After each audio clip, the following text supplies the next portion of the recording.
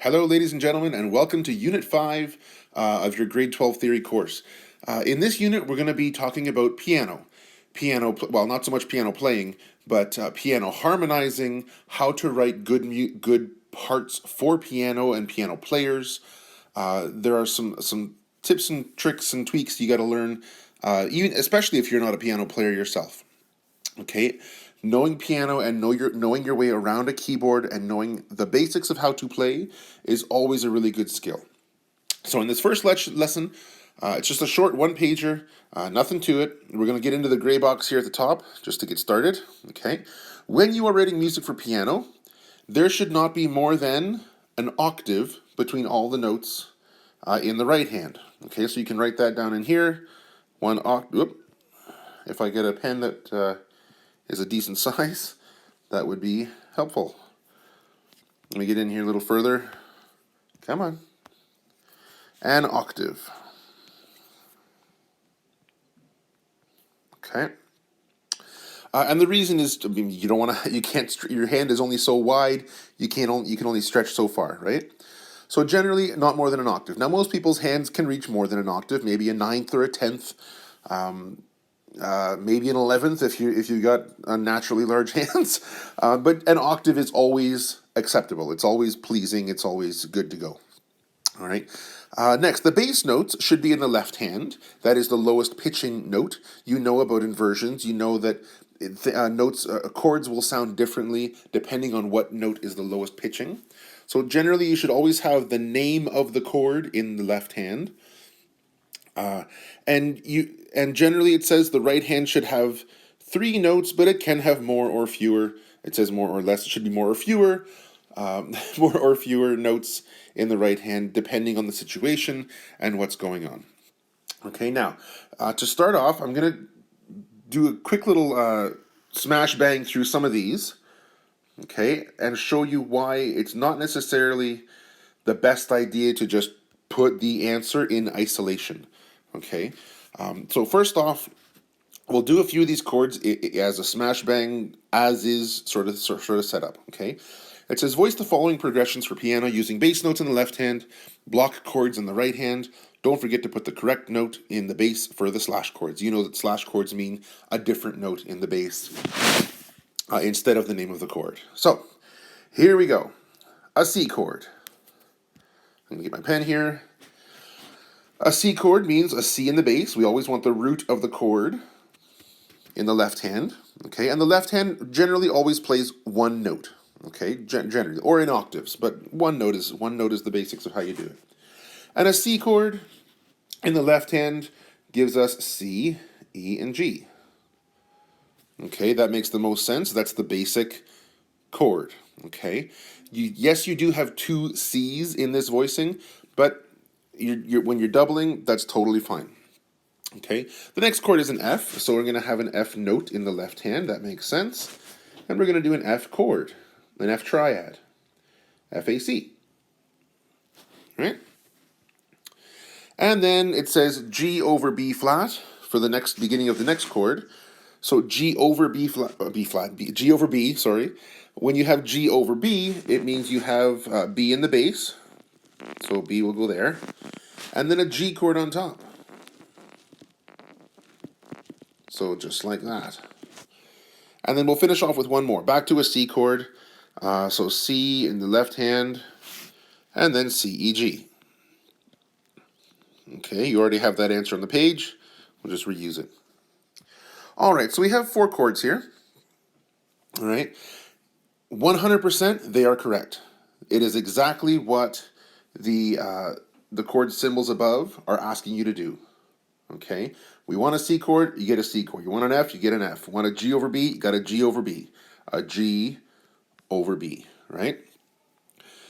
However, there is a little bit of an issue with what's going on here. Okay, and the reason is a piano player specific and a voicing specific issue. Yes, the harmonies are good, but it will sound a little bit, what's the right word I'm looking for? A little bit choppy. Okay, and let me show you real quick what it sounds like when I get this going on a piano. I'm just going to move the screen up so I can get a piano displayed on the lower half of the screen here. Here we go. Okay, so I've got a piano here, and I'm going to show you what this sounds like as is. C, F, G over B, and C as it's notated on the page on your screen. Here we go. C, F, G over B, and C. Okay, now the left hand is basically as it needs to be. C, F, B, C.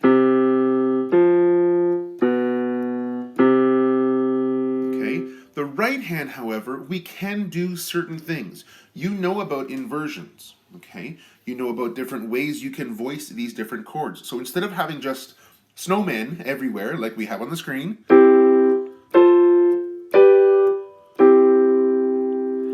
we're doing a lot of jumping by getting from here all the way up to the F. Okay? We don't have to do that. We can be in this sort of range of the piano and still have an F chord. Watch this. A C chord can become an F chord by just taking these two notes and moving them up a step. I now have a second inversion F chord. Okay?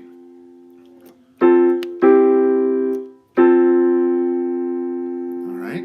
And now from this F chord, if I take all three notes up a step, I now have a second inversion G chord. Alright? So what happens is, from this sound, we get, okay, not only does it hopefully sound a little more pleasing to your ears, it's less jumpy, like that, okay, but we also get a bit of a melody forming. Notice what's happening in the right hand on the very top, the top voice.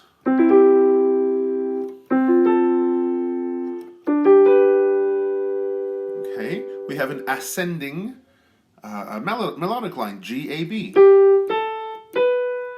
And what does that lead your ear to? You want to hear that C, that next C, that next upper note. So we can provide that in the very next chord. You have a C chord as your fourth chord. We can do this. C, F, G, and now for this second half of bar 2, we can do a different kind of C chord that includes this upper C. Alright, and here's where voicing and inversions, chord inversions, can really make a piece of music sound good. So I'm going to show you, first of all, what it sounds like on the page that we just have, okay, on the screen. So we have block chords. Snowmen.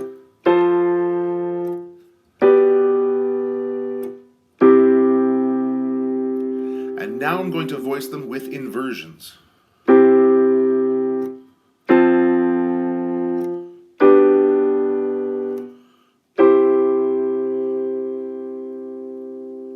So I've played the same chords, and hopefully that sounds a little bit better to your ears, okay? It's slightly different in that you're using inversions, but you are playing the same notes. So now let's rewrite these chords. All we're going to do is rewrite the right hand from the F over. Okay, so this F chord, whoops, now becomes, we're going to hang on to that C on the bottom, but we're going to move the right hand, the upper two notes up. Okay. Now for the G chord, we're going to take all those notes up a step. We have a second inversion G chord.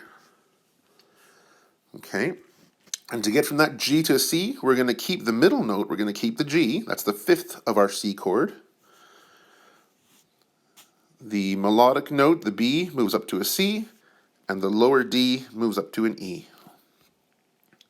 And that is what will sound a lot better. Okay. Hopefully that makes sense, guys, and that you can see, you can not only hear how you just heard how hopefully it sounds better to your ears, but you can now actually see the melody. Okay, if I take, let's take a blue marker here, I go up to the A, up to the B, and up to the C. It certainly sounds a lot more pleasing to the ear moving in a stepwise motion than going G, C, D, and then jumping back down to a G like we had in the block chords. All right. So I'd like you to please take that idea, that inversion setup, and carry it on throughout the rest of this exercise. All right. As you're moving through, you don't really have a choice with your left hand. You have to play either the root of the chord or whatever's to the right of the slash whenever you are using slash chords, okay?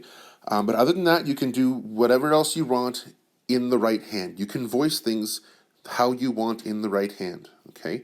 You can even leave out a note. For example, I'll just do a quick example. A7, over here, A7. Okay, now we're in the key of D, we're in the key of D minor here. Actually, you know what, I'll stay on the first example, just because you've been thinking in C, we'll stay in C. I'll go to the G7 chord, okay? G7 means we need to have a G in the left hand, so we could use a, I don't know, depending on where you've been, harmonic-wise, you could have a G way down at the bottom, or a G on the top, doesn't matter. But you want a G7 chord in the right hand. Now a G7 chord in its block formation is a G major triad with a minor seventh, the F natural. But you don't necessarily need all those notes, okay? Now we just talked about how you can have different inversions. You could do this instead if you want a different inversion depending on where you've come from the previous chord, all right? But even at that, guys, you don't need to put all 4 notes in the right hand. You've already taken care of the root of the chord. You've taken care of the note G. So if you want, you can omit the G in the right hand.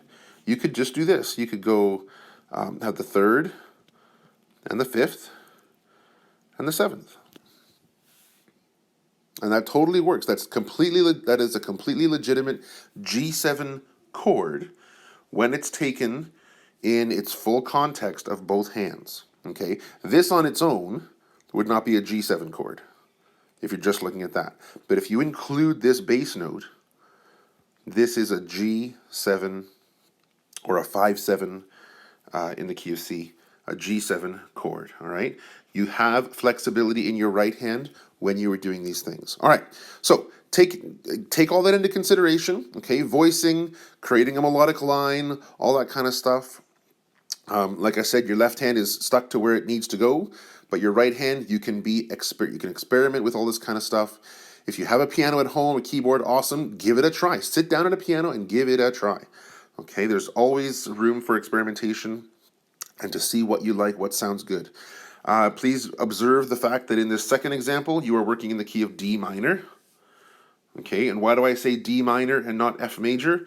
Well, we have a lot of minor chords, and the first one is D minor. We're starting and ending on D minor, right? So that just screams that we're in the minor mode, not the major mode, right? Another reminder, in A7, you're going to have, this is a major triad with a minor 7th on top. This is a dominant 7th triad. So this, you're going to need a C sharp accidental. Okay, the 3rd of the triad will have to be a sharp sign, which is the C sharp, which is the raised 7th in the key of D minor, right? In the bottom, what are we doing? 3 sharps, A major, 1, 4, 5, right? A 1 chord, a 4 chord, and a 5 or 5, 7, 1, 4, 5, 1. So basic primary triads. Give it a try, and away you go. You'll all have different answers, of course. You'll end up voicing things in slightly different ways, and that works fine. As long as they are musically legitimate, they're all good to go. Okay? Enjoy, and we'll see you in the next lesson. Bye-bye.